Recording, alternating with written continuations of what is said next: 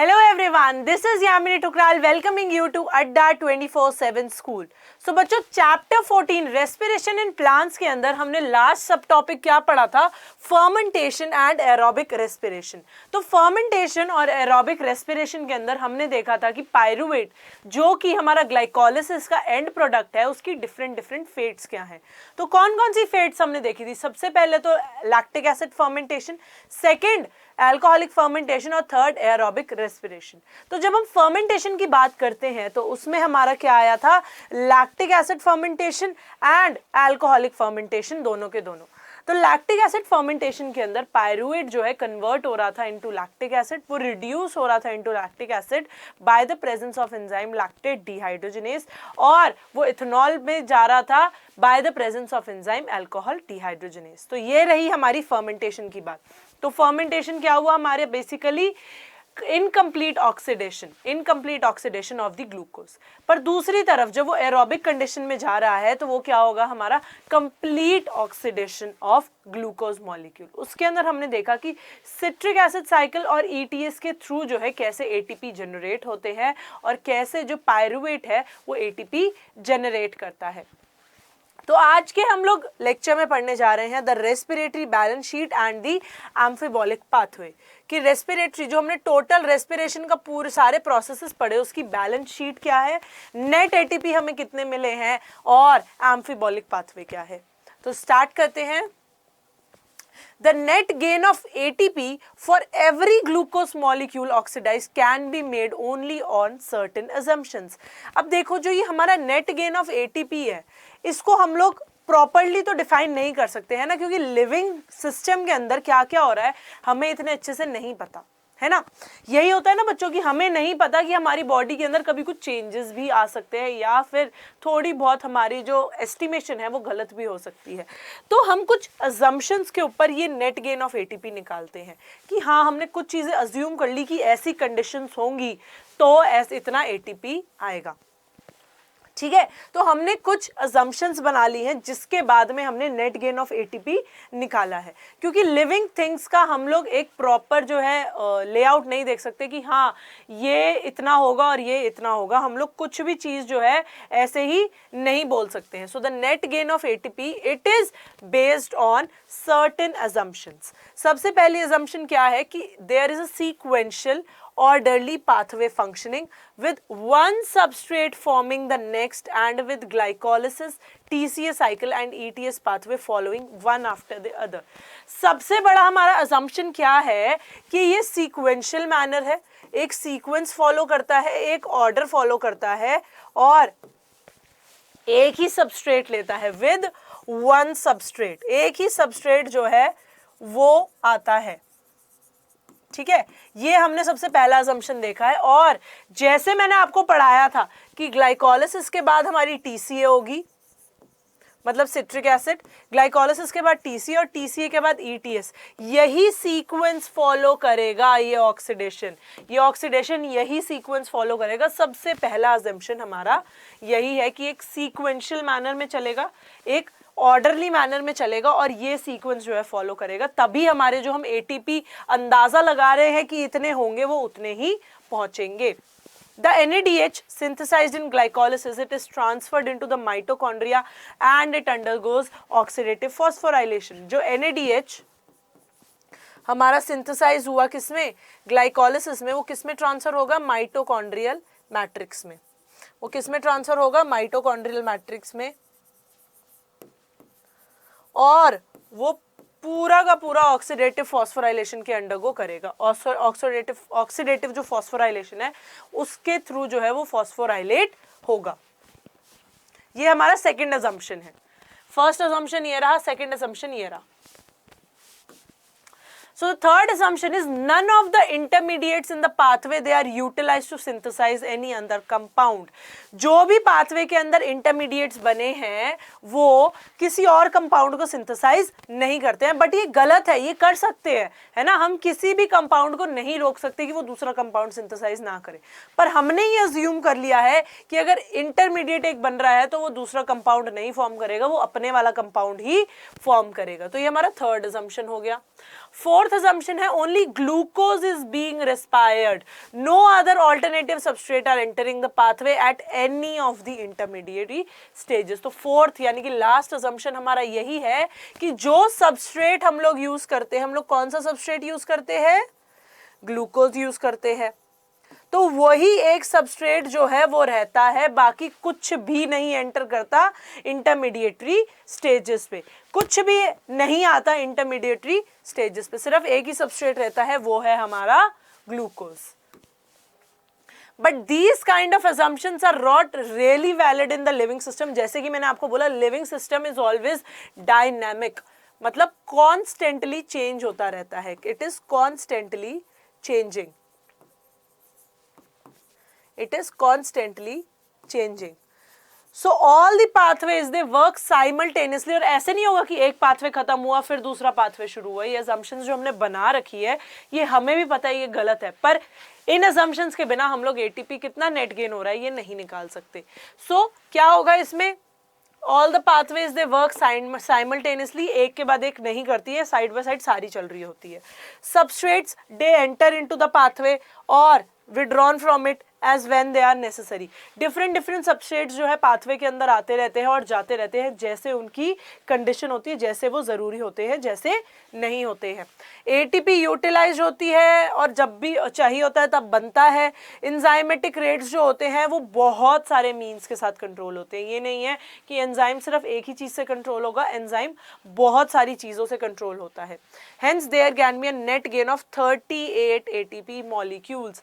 हमने इस चैप्टर के फर्स्ट लेक्चर के अंदर एमसीक्यूज करे थे कि एरोबिक रेस्पिरेशन के एंड में नेट गेन कितना होता है, कितना होता है हमारा 38 एटीपी. तब मैंने आपको बताया था 38 ATP during aerobic respiration of 1 molecule of glucose.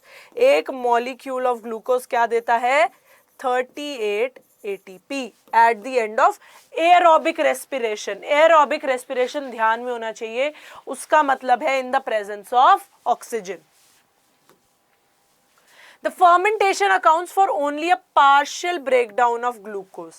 Fermentation partial breakdown of glucose करता है, जबकि aerobic respiration के अंदर पूरा का पूरा जो है it is completely degraded to carbon dioxide and water. Complete degradation हो जाता है, complete oxidation हो जाता है. In fermentation there is a net gain of only 2 molecules of ATP.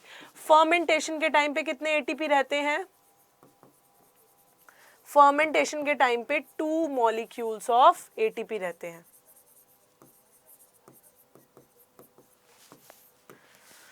For each molecule of glucose degraded to pyruvic acid, whereas many more molecules of ATP are generated under aerobic conditions. कितने थे aerobic condition में, 38 ATP.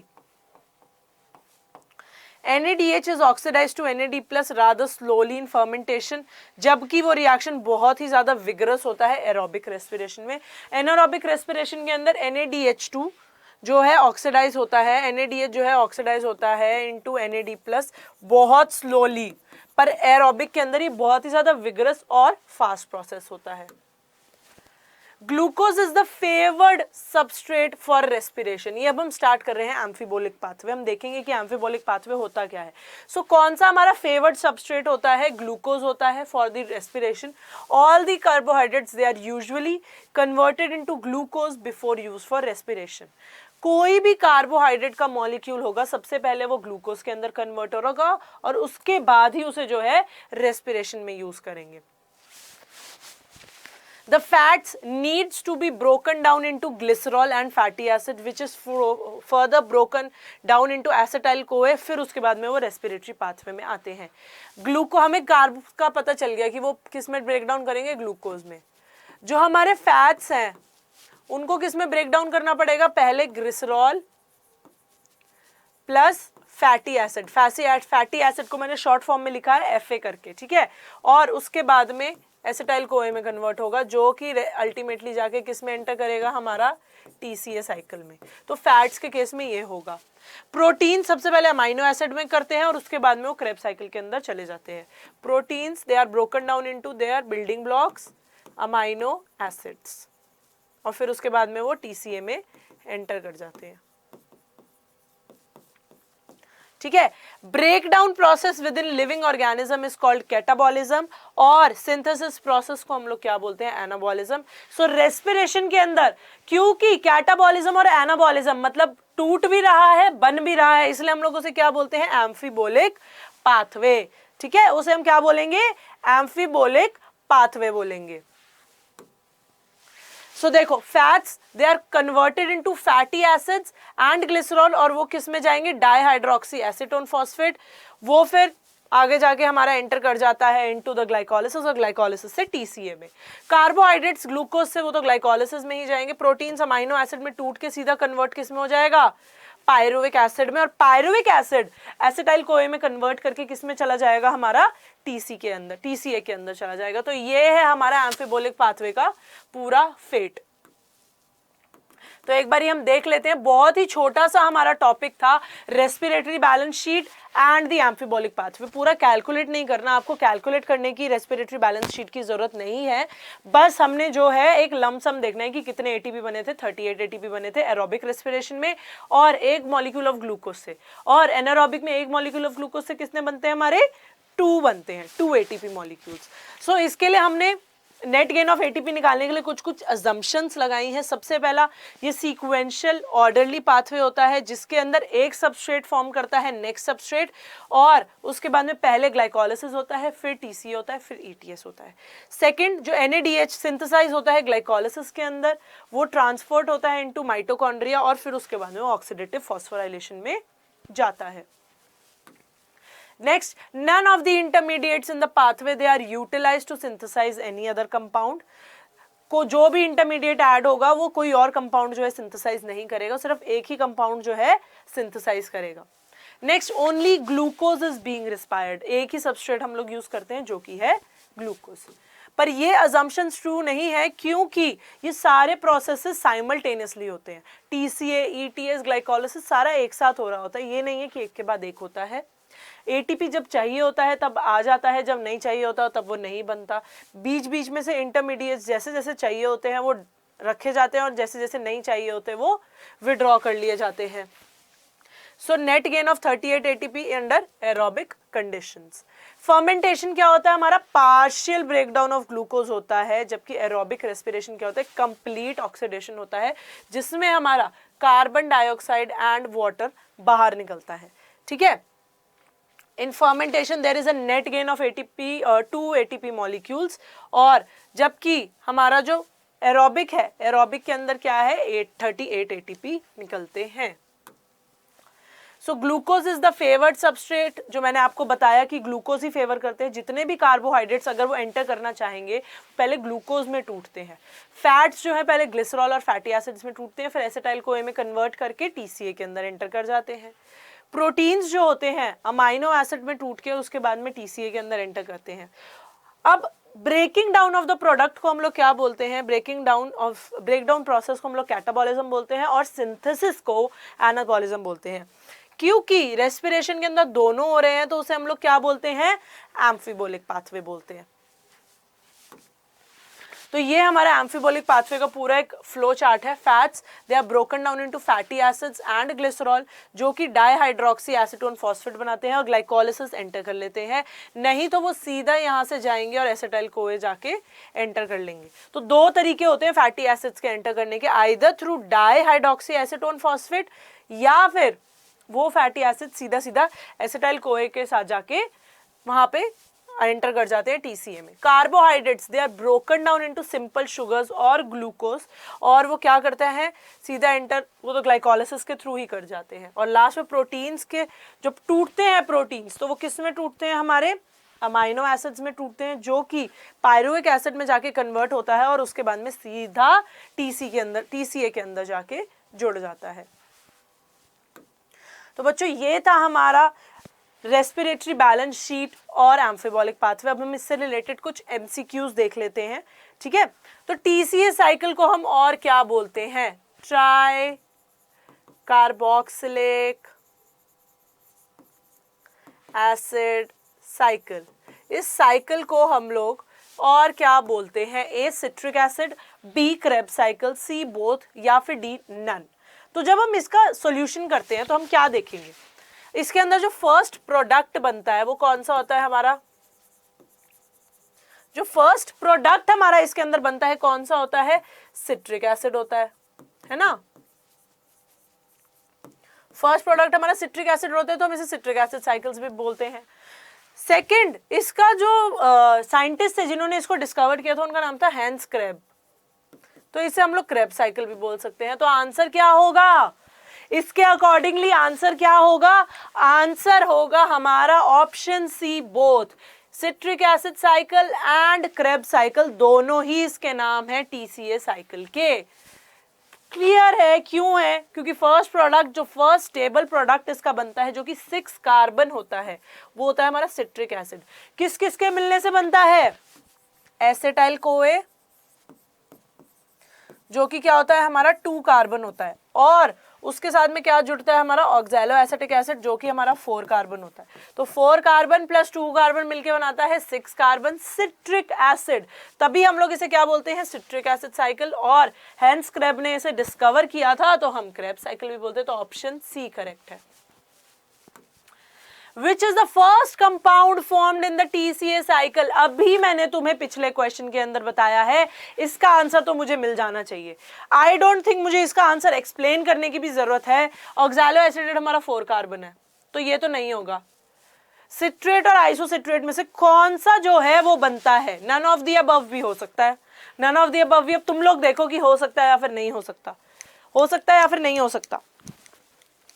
तो मुझे बताओ कि क्या होगा इसका आंसर। जो फर्स्ट स्टेबल प्रोडक्ट बनता है हमारा सिट्रेट या फिर जिसे हम लोग सिट्रिक एसिड भी बोलते हैं, सिट्रिक एसिड भी बोलते हैं, ये हमारा फर्स्ट 6 कार्बन कंपाउंड जो प्रोडक्ट बनता है वो बनता है टीसीए साइकिल में। किसके जुड़ने से, acetyl CoA plus oxalo acetate, इनके जुड़ने से जो फर्स्ट स्टेबल प्रोडक्ट बनता है वो हमारा क्या बनता है, सिट्रेट यानी कि सिट्रिक एसिड। टीसीए साइकिल कहां पे होती है, ए माइटोकॉन्ड्रियल मैट्रिक्स, बी साइटोसोल, सी न्यूक्लियस या फिर डी राइबोसोम। जो हमारी ट्राई कार्बोक्सिलिक एसिड साइकिल होती है वो होती कहां पे है, ए माइटोकॉन्ड्रियल मैट्रिक्स, बी साइटोसोल, सी न्यूक्लियस या फिर डी राइबोसोम। अब देखो साइटोसोल के अंदर हमारा क्या होता है, ग्लाइकोलिसिस होता है ना, तो ये ऑप्शन तो हमारा गलत हो गया। राइबोसोम्स के अंदर हमारे प्रोटीन सिंथेसिस होते हैं तो ये भी हमारा गलत हो गया। अब न्यूक्लियस या फिर माइटोकॉन्ड्रिया किस में से बनते हैं, किस में से जो है ये टीसीए साइकिल किसके अंदर होती है, टीसीए साइकिल। तो टीसीए साइकिल हमारी होती है ए माइटोकॉन्ड्रियल मैट्रिक्स में। कैसे, जो ग्लाइकोलिसिस होती है वो हमारी किस में होती है, साइटोप्लाज्म में होती है ना। ग्लाइकोलिसिस में साइटोप्लाज्म में होती है। जो यहाँ से पायरुवेट है वो कैरी फॉरवर्ड कहाँ पे होता है, इन द माइटोकॉन्ड्रियल मैट्रिक्स। और माइटोकॉन्ड्रियल मैट्रिक्स के अंदर क्या होता है, ये पायरुवेट कन्वर्ट होता है इनटू एसिटाइल कोए और उसके बाद में स्टार्ट होती है हमारी टीसीए साइकिल। तो ये एक तरीके का माइंड मैप है, इसका आप स्नैपशॉट ले लो जिससे कि आपको याद रहे कि क्या चीज कहाँ पे होती है। तो हमारी टीसीए साइकिल कहाँ पे होती है, माइटोकॉन्ड्रियल मैट्रिक्स में। पूरा प्रोसेस मैंने तुम्हें बता दिया है कि क्या क्या होता है। Which compound generates acetyl CoA, अभी बताया कौन सा कंपाउंड हमारा एसिटाइल कोए को जनरेट करता है, कौन सा कंपाउंड हमारा एसिटाइल कोए को जनरेट करता है, A lactate, B pyruvate, C glucose या फिर D fructose, A B C D. इसका आंसर क्या होगा, कौन जो है एसिटाइल कोए को बनाता है, कौन सा कंपाउंड जो है एसिटाइल कोए को बनाता है। Which compound generates acetyl CoA, which compound generates, कौन सा कंपाउंड जनरेट करता है, कौन सा, तो पायरुवेट, पायरुवेट हमारा एसिटाइल कोए को जनरेट करता है। ऑप्शन बी करेक्ट है, option B, option B correct है। So the last question is match the following enzyme और उसके प्रोडक्ट्स। हमने एंजाइम और उनके प्रोडक्ट्स को मैच करना है। तो स्टार्ट करेंगे अगर हम लोग, तो सक्सिनाइल थायोकाइनेज, सक्सिनाइल डिहाइड्रोजनेज और अकॉनिटेज सिट्रेट सिंथेस। तो सक्सिनाइल थायोकाइनेज क्या करता है, सक्सिनेट जनरेट करता है। ए का हमारा हो गया 4। सक्सिनाइल डिहाइड्रोजिनेज, सक्सिनेट से हमारा क्या बनता है, मैलेट बनता है ना। तो सक्सिनाइल डिहाइड्रोजिनेज क्या करेगा, सक्सिनाइल डिहाइड्रोजिनेज वो हमारा, या फिर सिट्रेट सिंथेस क्या करता है, सिट्रेट सिंथेस सिट्रेट बनाता है। तो डी का 1 है, ए का 4 है, डी का 1 है, ए का 4 है, बी का 3, फ्यूमरेज आ जाएगा। और अकोनिटेज क्या करता है, आइसोसिट्रेट। तो ये कैसे हुआ, जो हमारा सिट्रेट सिंथेस है वो तो सिट्रेट ही बनाएगा, जैसे सिंथेस है मतलब वो बना रहा है, तो मतलब सिट्रेट सिंथेस, ठीक है। अकोनिटेज क्या करता है, सिट्रेट को आइसोमर में बनाता है, इसके आइसोसिट्रेट, ठीक है। तो ये हमारा क्या करता है, सिट्रेट। हाँ, तो ये क्या होता है हमारा अकोनिटेज, अकोनिटेज यही करता है, ठीक है। और सक्सिनाइल डिहाइड्रोजिनेज, सक्सिनेट जो है मैलेट के अंदर कन्वर्ट होता है, बीच में एक स्टेज आती है फ्यूमरेज की। तो सक्सिनाइल डिहाइड्रोजिनेज क्या करता है, ऑक्सीडाइज करता है इनटू फ्यूमरेज। तो हमारा आ गया A4 B3 C2 and D1। ये होगा हमारा इसका आंसर, ये होगा हमारा इसका answer. Next, which enzyme catalyses the conversion of isocitrate to alpha ketoglutarate. अब हमने बताना है कि कौन सा एंजाइम कैटालाइज करता है the conversion of isocitrate to alpha ketoglutarate. कौन सा एंजाइम करेगा, अल्फा कीटोग्लूटरेट बना रहा है बाय डी कार्बोक्सिलेशन। वो कार्बोक्सिलेशन कर रहा है, मतलब कार्बन डाइऑक्साइड रिलीज करता है, कार्बन डाइऑक्साइड रिलीज करता है। तो हमारा कौन सा होगा, option C, alpha ketoglutarate dehydrogenase, alpha ketoglutarate dehydrogenase. ओ, अल्फा कीटोग्लूटरेट डिहाइड्रोजिनेज नहीं होगा, आइसोसिट्रेट डिहाइड्रोजिनेज होगा, होगा डिहाइड्रोजिनेज ही। अल्फा कीटोग्लूटरेट डिहाइड्रोजिनेज बच्चों क्या करता है, वो अल्फा कीटोग्लूटरेट को सक्सिनेट में कन्वर्ट करता है, सक्सिनेट में कन्वर्ट करता है। तो ये वो करता है, तो ऑप्शन सी गलत है, ऑप्शन ए सही है, isocitrate dehydrogenase, isocitrate dehydrogenase. Next है, which hormone it stimulates the TCA cycle. कौन सा हार्मोन स्टिमुलेट करता है, ऑप्शन बी, इंसुलिन हार्मोन जो है TCA साइकिल को स्टिमुलेट करता है। इंसुलिन हार्मोन TCA साइकिल को स्टिमुलेट करता है। विच हार्मोन इनहिबिट्स, स्टिमुलेट हमें पता चल गया इंसुलिन करता है, तो उसके ऑपोजिट कौन सा काम करता है, ग्लूकागॉन, वो इनहिबिट करता है हमारा TCA साइकिल। TCA साइकिल कौन इनहिबिट करता है, ग्लूकागॉन, और कौन स्टिमुलेट करता है, insulin. Which compound is considered to play the catalytic role in TCA cycle? कौन सा जो है कैटालिसिस करता है, कौन सा कैटालिसिस करता है, ऑक्सैलो एसीटेट, क्योंकि एसिटाइल कोए कन्वर्ट होता है इनटू सिट्रेट, ऑक्सैलो एसीटेट बस इसके साथ मिलता है, तो ये कैटालिसिस का काम करता है। तो ऑप्शन सी करेक्ट है, ऑप्शन सी करेक्ट है। So the last question is the TCA is the final common oxidative pathway for which molecule? कौन से molecule का ये final common oxidative pathway होता है, A carbohydrates, B fats, C amino acid या फिर D all of these, A B C D। किसका ये final common pathway होता है, oxidative pathway किसका होता है, all of the above, जो कि मैंने आपको एम्फीबॉलिक पाथवे के अंदर बताया कि फैट्स, प्रोटीन्स और कार्बोहाइड्रेट्स तीनों कहीं ना कहीं से मिलके किस में एंटर कर रहे हैं, हमारे TCA साइकिल में।